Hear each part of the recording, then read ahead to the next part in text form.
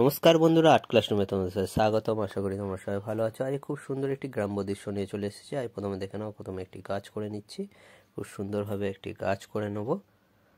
দেখে নাও, এইভাবে গাছটা করে নিলাম, পাতাগুলো করে নেব এইভাবে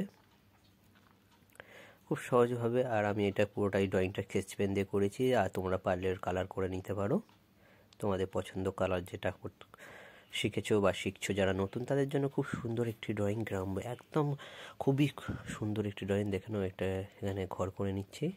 এখান থেকে এই লাইনটা জয়েন্ট করে দিয়ে এখান থেকে লম্বা করে টেনে দিলাম, এই লম্বা করে এটা এখান থেকে টেনে দিলাম, এখান থেকে বাড়িয়ে পোস্টের মতন করে নিলাম।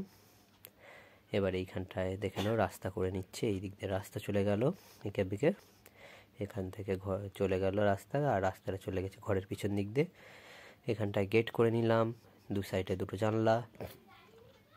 এরপরে করে নিচ্ছি এখানে আরও একটা ঘরের সাইড করে নেবো, সাইড পজিশন দেখা যাচ্ছে। এবার এখান থেকে এটা বাড়িয়ে এইখান থেকে পইটা করে এখানটা একটু জানালা দেখা যাচ্ছে শুধু, আর ওই পাশে ঘরে বাকি অংশটা দেখে নাও। এবারে এইখানটা আমরা করে নিচ্ছি, দেখে নাও একটি ধানের গোলা করে নেবো খুব সুন্দরভাবে। এইভাবে টেনে এইখান থেকে টেনে এইখান থেকে গাছের আড়ালভাবে হাফ পজিশন দেখা যাচ্ছে, দেখে নাও খুব সুন্দরভাবে ধানের গোড়া করে নিলাম। বেতের যেহেতু এটা হয়, পুরোটাই বেতের কাজ করে নেবে, আর কালারটা তোমরা তোমাদের পছন্দ কালার করে নেবে। পিছনে আর একটা ঘর দেখা যাচ্ছে, দেখে নাও খুব সুন্দরভাবে গেট করে নিয়েছি, জানলা করে নিলাম, এই সাইডে জানলা।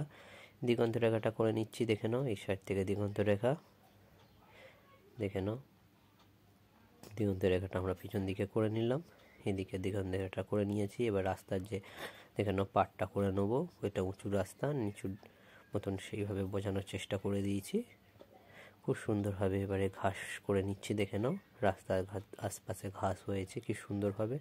আশা করি আমাদের ভিডিও ভালো লেগেছে। ভিডিও ভালো লাগলে একটা লাইক করে দিও, আর নেক্সট ভিডিও খুব তাড়াতাড়ি আনতে চলেছি। প্রতিদিনই তোমাদের জন্য ভিডিও নতুন নতুন আপডেট দিচ্ছি। আগামীকাল আবার দেখা হচ্ছে। আমাদের ভিডিও আজ এটা কমপ্লিট ছবিটা, আশা করি কেমন হয়েছে জানাবে। আজকের মতন টাটা বন্ধুরা, কাল আবার দেখা হচ্ছে।